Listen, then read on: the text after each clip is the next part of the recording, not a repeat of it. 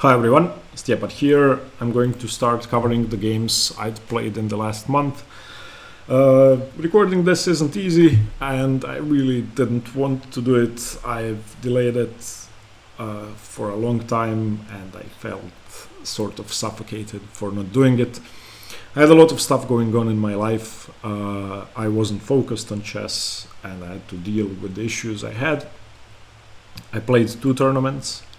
This is round 1 of Split Open, where I faced a low-rated opponent, and I wasn't sure if I was going to play the tournament until the day it started, and in the end I decided to go because I didn't play for a long time and I thought maybe chess would distract me. Okay, I don't want to go into too much detail. I think I'll share more in the next video, but for now this is round 1. So I played d4. I was facing a low-rated opponent and I wanted to get round 1 over with, basically. We have a symmetrical London and he made a mistake very early on. He allowed this idea of queen b3, queen b6, c5, and after queen takes, a takes.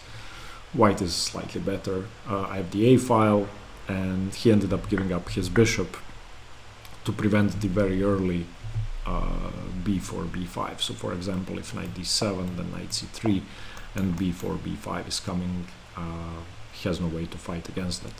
So instead he played bishop b1, rook b1, and this position is slightly better for white. After his next move, it was winning for white. He played b6.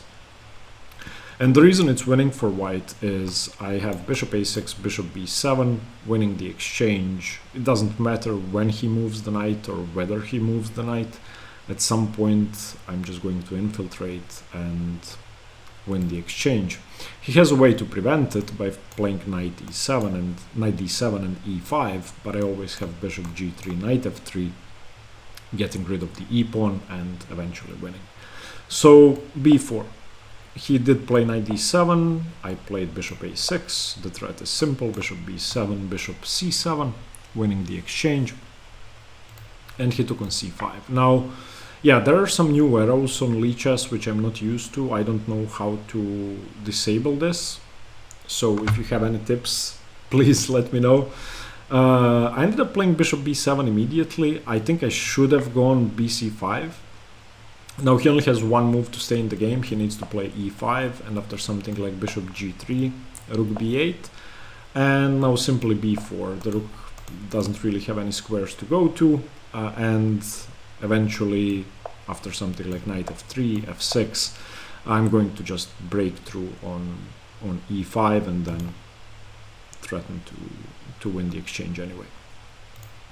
But I played bishop b7 first. He played rook d8, and now again, with the arrows, I should have taken on c5 and transposed to that position. But I ended up blundering here with bishop c7. I didn't see one resource he had, which is very powerful. So if you want, you can pause the video here and try to find what black has to actually go from a losing position to a much better position where black has a significant advantage. Now, as I said, I wasn't in the game. I wasn't thinking straight. I wasn't thinking at all, to be honest. And I thought I needed to play to get back into playing. This game, yeah, I never felt like that before. And I hope I never will again. Okay, so what black should do is cd4, which he did do. Now bishop d8, and he takes on b4, but that's the part I saw. It's not the point. What I didn't see before playing bishop c7 is that he has d3 check, and this is very annoying. Threatening knight c5, winning the bishop on b7. Even though I'm still a piece up, I'm going to be 2 pawns down with no compensation. I was expecting just king d8 and e d4, where white, of course, is better. But after d3, I basically have to take it. I cannot leave the pawn on the board. So king d3, knight c5, king c2, knight b7, and I save my other bishop, bishop h4. Okay, knight e7 was played. At this point, of course, black is better, no doubt about it. 2 pawns for the exchange, but 2 very strong pawns and very good pieces. Knight e2, knight f5, bishop g3, takes, e5. Okay. Now my plan here wasn't ideal. I want to say maybe it's a bad plan, but I had to salvage a worse position. So I wanted to create a blockade on a4 by provoking a5, and then I wanted to reroute my knight from a4 to a2 to challenge the b4 square. That seems complicated and it isn't ideal, but I thought it would give me good chances, and it did. Knight c3, king d7, rook a1, provoking a5, so a5, knight a4. Okay, and now my plan is to go b3 and then do this, knight b2, knight d3, knight c1, knight a2. Challenge the bishop and try to break through. Knight d6 played, g4. I don't want to allow any expansion unless I have to, and also I was afraid of knight e4. Now on knight e4 I can play f3. f6, b3, following through with my plan. h6, allowing the rook to move. Knight b2, and as I said, my plan is knight d3, c1, a2. Knight b5, knight d3, bishop c3, rook a4. Okay, and again, the bishop doesn't have squares now, unless d4 is played. So my plan is just going to challenge the bishop. King d6, knight c1, rook b8, knight a2, bishop b4. Again with the arrows. Sorry about this. So I could have taken the bishop straight away, but it doesn't really win a pawn. In fact, I have to give the exchange back, because if knight takes, then pawn takes, rook takes, there's knight d4 check. And if I play king c3, he has another check, and I lose. So rook takes d4. E takes d4, e takes d4 would have been a completely equal rook endgame, which of course isn't something I want to do. I want to try and win, even though I knew I wasn't better. So I played king b2, threatening to take the bishop without the check on d4. So he played knight c7, and now I did takes. And if he takes with the rook, it should be a pretty easy conversion, because I still have the b3 pawn, and my rook is very active. So he took with the pawn. Okay, rook a7, pinning the knight to the g pawn. Knight e6 defends the pawn, and rook ha1. And he played d4, which is okay. Here I probably had my longest think of the game. I was debating whether I should play e4 or not. E4 gives him a passed pawn, but he has a passed pawn anyway, because he can play d3. But at least after e4, even though I give up the f4 square, I'm not allowing the king into d5, which seemed significant to me. And e4 is okay. Okay, knight c7, f3. I don't want any trouble with my e pawn once something happens. Okay, rook d8, rook b7. I'm on the b pawn, and I want to go rook a7. So knight b5. And now I didn't really want to take on g7. It seemed very scary to allow d3, so I played king c2, which is the best move. And this prevents d3 and prepares king d3. He played rook g8, I played rook a4, threatening to take. And after king c5, I played king d3, and just like that, my pieces are active. His pawns are immobile. In fact, he cannot move a single pawn, and I'm back to being overwhelmingly better. This position is like +4 for white. So my plan worked. I managed to outplay my opponent into a winning middle game, and I managed to blockade his pawns, and my rooks are extremely active. In fact, it's very hard to find a move for black. If he moves the knight, I can take on b4. If he moves the rook, I can take on g7. If he moves the king, I can take on b4. h5 loses a pawn, f5 loses a pawn, g6 loses a pawn. He did play g6, but it loses a pawn nevertheless to rook f7. Also rook h7. But rook f7 is better. f5, and now ef5, gf5, rook f5 threatens to take the e-pawn. He played rook e8, and now I chose what I thought was the simplest way to convert f4. The pawn is pinned. He cannot trade rooks, so if, for example, king d6, I can just take everything and take on c5. So rook g8, which is correct. Rook e5, king d6, and I have to save my pawn, so g5. H takes, rook e8. Sorry for the arrows, I don't know how to turn that off. So in this position, the first candidate move I had in mind was the simplest way to win, just taking the knight and going into winning rook endgame. Knight takes, pawn takes, rook takes. If rook e3, then I can just take. So seems very simple. And yeah, this of course is a winning endgame. Instead, I played rook e5, and we repeated. I played rook g5, he played rook e8, and now again taking on b5 was the simplest way to go, but I played rook g3. I wanted to make sure there are no drawing tricks in this position. Again, I wasn't thinking straight, I wasn't able to concentrate, and I didn't calculate at all. Not because I didn't want to, I just couldn't. I don't know why. I would try to look at positions, but I just couldn't. He played king c5. I played rook a1, he played knight c3, and now I ended up playing rook g5. Rook a5 was much better. Of course, knight b5 is the only move, and now I can just push my pawn. I can just go f5, and that should be about it. If he plays king b6, I can just move my rook somewhere and continue pushing the pawn.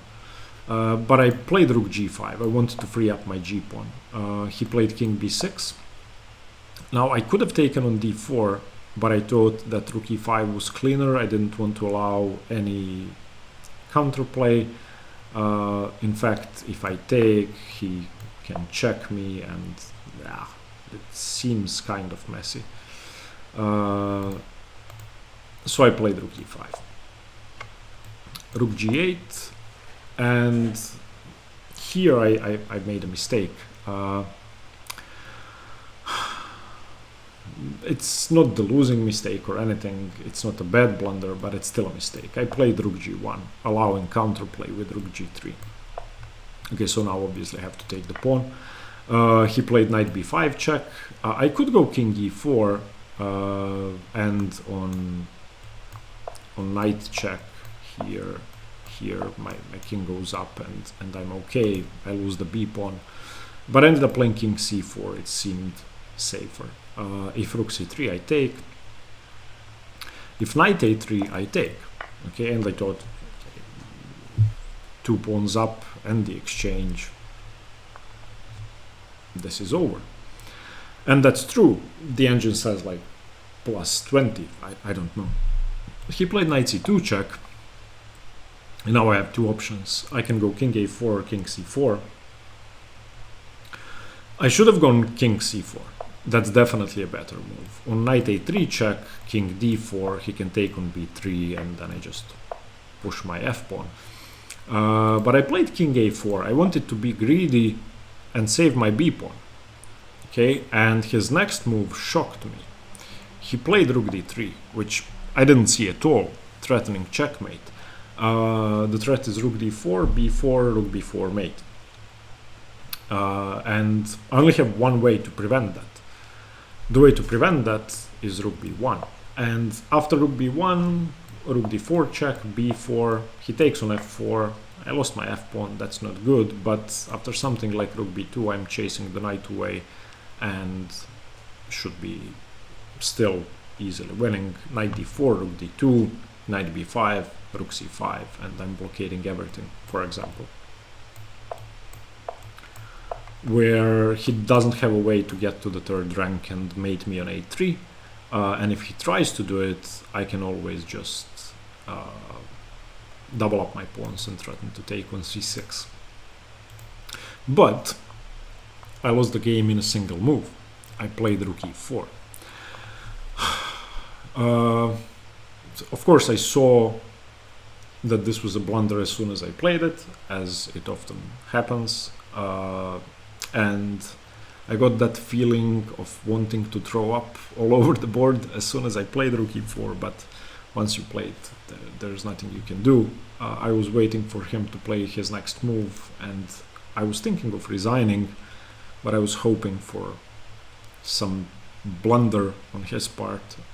He played rook d5, threatening checkmate, and there's basically nothing I can do but resign or give up my rook for nothing. Rook a5 is the threat, and this, I think, is an image of complete dominance in a position with a lack of material. This is something that this is beautiful, in my opinion, even though it's very painful. If you take a look at this, seeing that black is completely winning takes very little effort, and even so, it's just a beautiful position where knight, rook and king dominate a king, and two rooks I have on the board can do nothing about that. In fact, the only way to prevent mate is rook a1, which is insane. Sorry, b4 and then rook a1. So b4, yeah, I have to prevent mate, I have to prevent rook a5, and then he plays rook d3, and the only way to prevent mate is rook a1, because he's threatening rook a3 mate. So knight takes rook, rook e2, preventing knight c2 and the same mating threat, but at this point it's just over. It's game over. I don't know why I played on. This is how the game ended. He just picked up all of my pawns while threatening mate, and yeah, at this point he even has a threat to go rook f3 check, where if I take, he plays knight d4 and converts into a winning endgame.